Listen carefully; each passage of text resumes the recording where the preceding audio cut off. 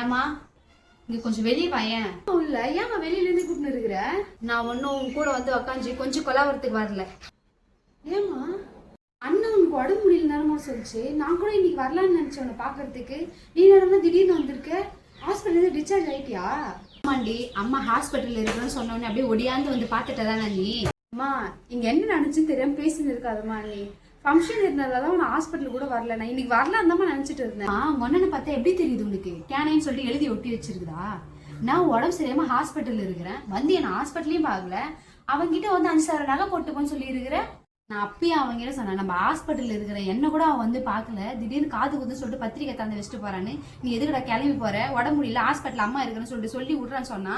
அவன் ஐயோ அதெல்லாம் வேணாமா, தங்கச்சி 4 பேர் முன்னாடி அசிங்கமா நிக்குமா அப்படின்னு சொல்லிட்டு கிளம்பி வந்தோடனே நீ அசிங்க பத்தி அமைச்சுக்கிற. இல்ல நானா நினைச்சுக்கிற, நீ தங்கச்சி 4 பேர் முன்னாடி சபையில் அசிங்கப்பட்டு நிக்க சொல்லிட்டு கடனை உடனே வாங்கிட்டு வந்து 3,000 நகையை தந்து செஞ்சா 5,000 செய்யலன்னு கேக்குறியாமே.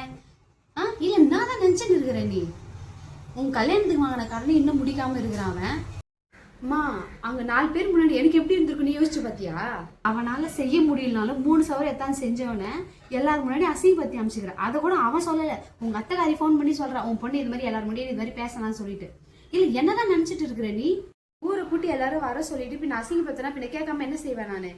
உங்க அப்பா இருந்திருந்தா கூட இதெல்லாம் கூட செஞ்சிருக்க மாட்டாரு. அவனா இருக்கும் இவ்வளோத்தையும் செஞ்சுன்னு இருக்கிறான்.